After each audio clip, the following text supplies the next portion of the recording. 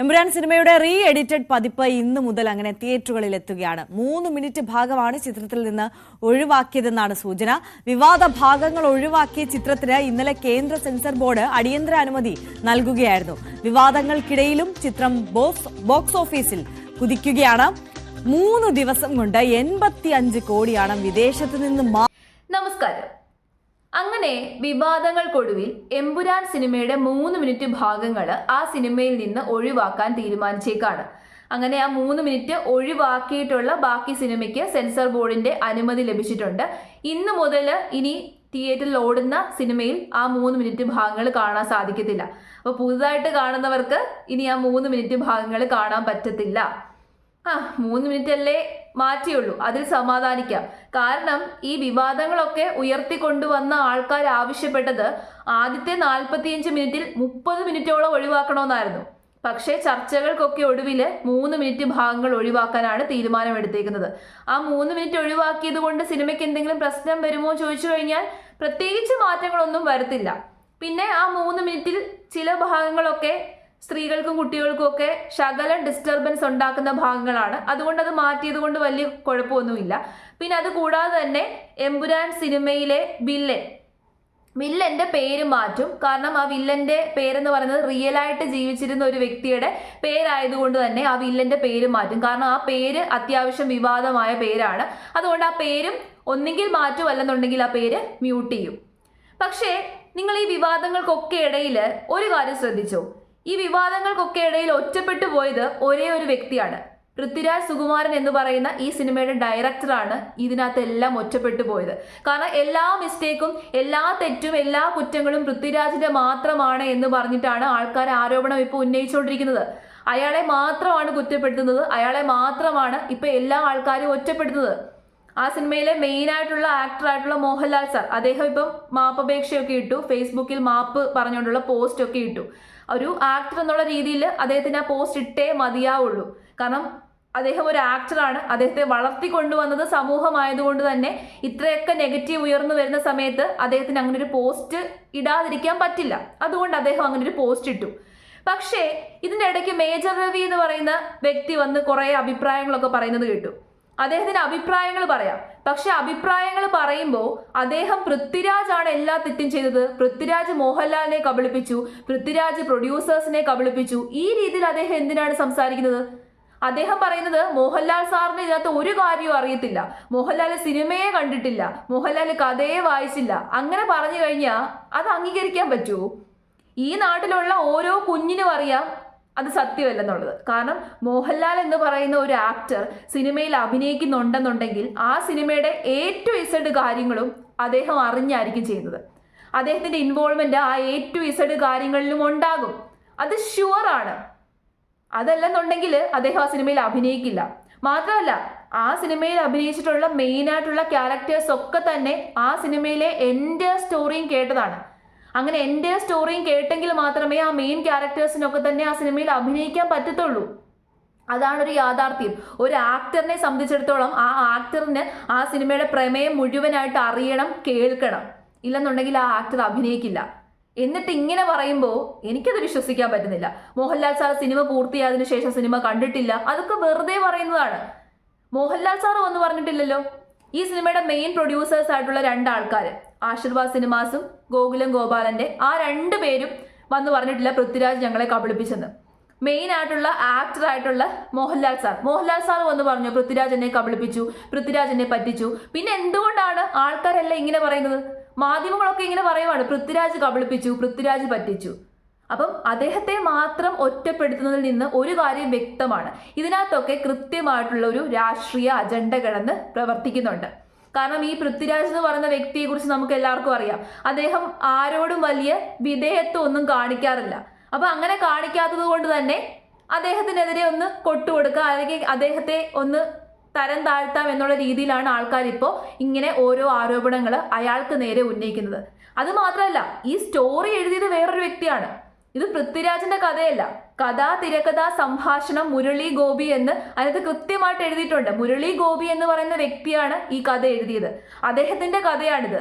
ഇതിനകത്തെ സംഭാഷണമായിക്കോട്ടെ, ഇതിനകത്തെ ഈ വിവാദമായിട്ടുള്ള ക്യാരക്ടേഴ്സിന്റെ പേരായിക്കോട്ടെ, അതൊക്കെ ഈ മുരളി ഗോപി എന്ന് പറയുന്ന വ്യക്തിയുടെ ക്രിയേറ്റിവിറ്റിയാണ്, അല്ലാതെ പൃഥ്വിരാജിന്റെ ക്രിയേറ്റിവിറ്റി അല്ല. അപ്പോൾ അതായത് ഈ സിനിമയുടെ റൈറ്റർ ആയിക്കോട്ടെ, ഈ സിനിമയിലെ ആക്ടേഴ്സ് ആയിക്കോട്ടെ, ഡയറക്ടർ ആയിട്ടുള്ള പൃഥ്വിരാജ് ആയിക്കോട്ടെ, പ്രൊഡ്യൂസേഴ്സ് ആയിക്കോട്ടെ, ഇവർക്ക് എല്ലാവർക്കും ഈക്വൽ ഇൻവോൾവ്മെന്റ് ആണ്. പക്ഷേ എന്തുകൊണ്ടാണ് പൃഥ്വിരാജിനെ മാത്രം ഒറ്റപ്പെടുത്തുന്നത്? അപ്പൊ ഇതിൽ സങ്കടപ്പെട്ടിട്ട് പൃഥ്വിരാജിന്റെ അമ്മയായിട്ടുള്ള മല്ലിക സുകുമാരൻ FBയിൽ ഒരു പോസ്റ്റ് ഇട്ടിട്ടുണ്ട്. ആ പോസ്റ്റിന്റെ ആ ഒരു റിപ്പോർട്ട് ഞാനൊന്ന് കാണിച്ചു തരാം.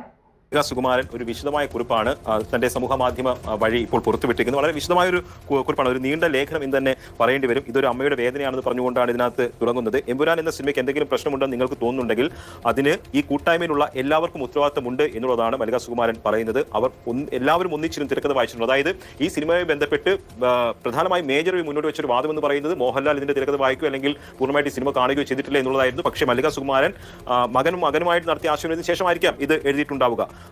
അതായത് ഈ തിരക്കഥ എല്ലാവരും ഒന്നിച്ചിരുന്ന് വായിച്ചിട്ടുണ്ടെന്നുള്ളതാണ് പറയുന്നത്. എടുക്കുന്ന രംഗങ്ങൾ അപ്പോൾ ഒന്നിച്ചിരുന്ന് കണ്ട് എല്ലാവരും ഓക്കെ പറഞ്ഞിട്ടുണ്ട്. എടുക്കുന്ന ഘട്ടത്തിൽ സീനുകൾ തിരുത്തണമെങ്കിൽ അതിനുവേണ്ടി എഴുത്തുകാരനായ മുരളി ഗോപി എപ്പോഴും സന്നദ്ധനാണ്.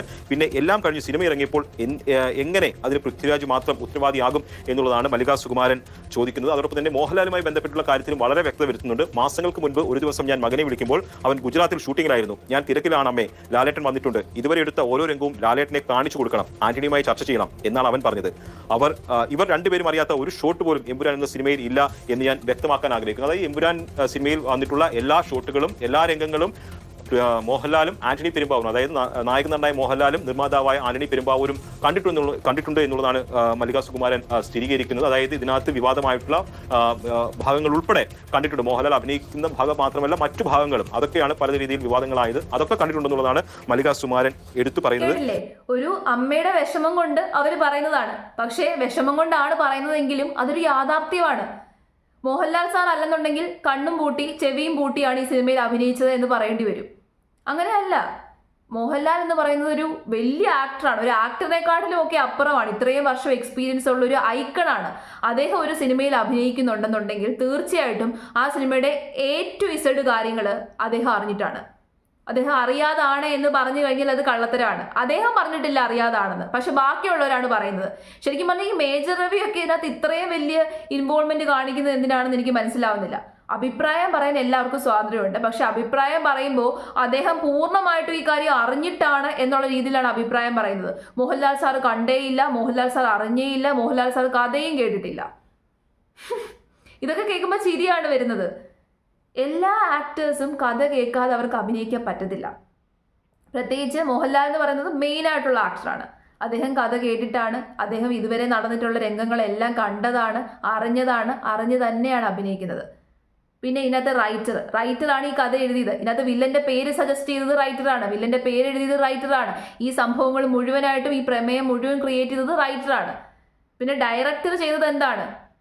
ഒരു രീതിയിലും പേടിക്കാതെ ഈ സംഭവങ്ങളെല്ലാം ഡയറക്റ്റ് ചെയ്ത് വെച്ചു. ഡയറക്ടറിനാണ് ക്രെഡിറ്റ് കൂടുതൽ, സമ്മതിക്കുന്നു. ക്രെഡിറ്റ് കൂടുതൽ ഡയറക്ടറിനാണെന്നുണ്ടെങ്കിലും ഡയറക്ടർ ചെയ്ത അതേ രീതിയിൽ ഇൻവോൾവ് ചെയ്തവരാണ് ബാക്കിയുള്ള ആൾക്കാർ. പ്രൊഡ്യൂസേഴ്സും മെയിൻ ആക്ടേഴ്സും റൈറ്ററും ഇൻവോൾവ്മെന്റ് ഉണ്ട്, അവർക്കും ഇൻവോൾവ്മെന്റ് ഉണ്ട്, അവർക്കും ഉത്തരവാദിത്തമുണ്ട്. ഉത്തരവാദിത്തം വഹിക്കണമെന്നല്ല ഞാൻ പറയുന്നത്. അപ്പോൾ കുറ്റപ്പെടുത്തുമ്പോൾ എല്ലാവരെയും ഒരുമിച്ച് കുറ്റപ്പെടുത്തുക. ഇതിനകത്ത് കുറ്റപ്പെടുത്തുന്നത് എന്തിനാണെന്ന് എനിക്ക് മനസ്സിലാവുന്നില്ല. ഒരു സിനിമയായിട്ട് കാണാൻ സാധിച്ചില്ലെന്നുണ്ടെങ്കിൽ ആൾക്കാർക്ക് കുറ്റപ്പെടുത്തലുകളും ഉണ്ടാവും. ജസ്റ്റ് ഒരു സിനിമ, ഒരു കഥ, ആ രീതിയിൽ മാത്രം ഇതിനെ കാണും.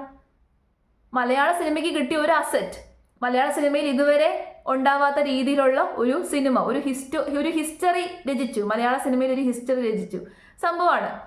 ഇതുവരെ ഇല്ലാത്ത രീതിയിലുള്ള വിവാദങ്ങളുണ്ടായി, ഇതുവരെ ഇല്ലാത്ത രീതിയിലുള്ള പ്രവർത്തികളുണ്ടായി. അതുകൂടാതെ തന്നെ ഇത്രയും വിവാദങ്ങൾ ഉണ്ടായിട്ടും ഈ സിനിമയ്ക്ക് നല്ലപോലെ കളക്ഷൻ കിട്ടുന്നുണ്ട്. ഇന്ത്യക്ക് പുറത്ത് ഇതുവരെ 80 കോടി രൂപയോളം കിട്ടിയെന്നാണ് പറയുന്നത്. അപ്പോൾ 80 കോടി രൂപയോളം കിട്ടിയെന്ന് പറയുമ്പോൾ ഇന്ത്യയിൽ ഏതാണ്ട് 100 കോടി രൂപയോളമായി. 48 മണിക്കൂറിനുള്ളിൽ 100 കോടി ക്ലബിൽ കയറി. അപ്പോൾ അത്രയും തിരിച്ചു കിട്ടിയിട്ടുണ്ട്. മുടക്കിയ മുതൽ ഏകദേശം ഇപ്പോൾ തിരിച്ചു കിട്ടി ഇത്രയും ദിവസത്തിനിടയിൽ. അപ്പോൾ അത് വലിയൊരു വിജയമല്ലേ? തീർച്ചയായിട്ടും സിനിമ വിജയിക്കുന്നുണ്ട്, പക്ഷേ വിവാദങ്ങളും ഉണ്ട്. വിവാദങ്ങൾ ഉണ്ടെന്ന് വിചാരിച്ചിട്ട് ആൾക്കാർ സിനിമ കാണാതിരിക്കുന്നൊന്നുമില്ല, ആൾക്കാർ കാണുന്നുണ്ട്. ഒരുപാട് ആൾക്കാർ തിയേറ്ററിൽ പോകുന്നുണ്ട്. ഇനിയിപ്പം നോമ്പ് കഴിഞ്ഞതോട് കൂടിയിട്ട് കുറേ ആൾക്കാരും കൂടി എന്തായാലും സിനിമ കാണാൻ വേണ്ടിയിട്ട് തിയേറ്ററിൽ പോകും. അപ്പം ഇഷ്ടംപോലെ വരുമാനം ഈ സിനിമയിൽ നിന്ന് കിട്ടുന്നുണ്ട്.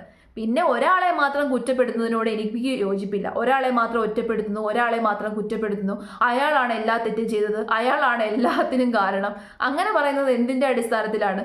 മോഹൻലാൽ കണ്ടില്ല, മോഹൻലാൽ കേട്ടില്ല, അദ്ദേഹം എന്തോ കണ്ണടച്ചാണോ അഭിനയിച്ചത്? അല്ലെന്നുണ്ടെങ്കിൽ ചെവി അടച്ചു വെച്ചിട്ടാണോ അഭിനയിച്ചത്? ഇതിനകത്തുള്ള മെയിൻ ക്യാരക്ടറിൽ വേറൊരാളാണ് മഞ്ജു വാര്യർ. മഞ്ജു വാര്യർക്കും ഈ സിനിമയിലെ മൊത്തം കഥയും അറിയാമായിരിക്കും. പ്രൊഡ്യൂസേഴ്സ് ആന്റണി പെരുമ്പാവൂർ, അദ്ദേഹത്തിനും ഈ സിനിമയുടെ മൊത്തം കഥയും അറിയാം. ഇവരെല്ലാം ഈ കഥ കേട്ടിട്ട് തന്നെയാണ് ഈ സിനിമയിൽ ഇൻവോൾവ് ആയത്. അല്ലാതെ കഥ കേൾക്കാതെ ആരും ഇൻവോൾവ് ആവില്ല. അതൊരു യാഥാർത്ഥ്യമാണ്.